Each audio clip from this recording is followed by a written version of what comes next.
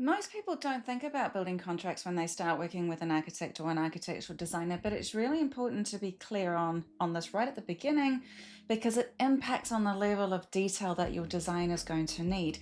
Now, a bank will typically only lend on fixed price contracts, particularly if your budget is tight. However, there are three types of contracts that are commonly used.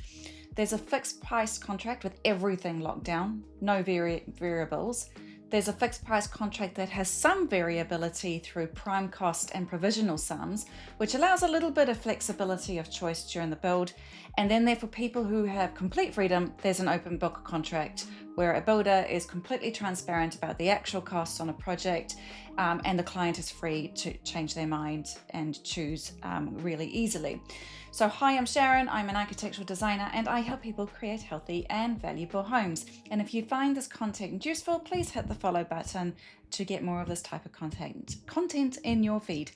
So if you get clear on what type of contract your project is going to require, we can tailor that design process to help you stay on budget, particularly if your budget is tight. So we want to understand the different types of contracts and what your lending will allow you to do right at the beginning. So everything that you do in the design stage benefits you fully when you're on site building with your builder.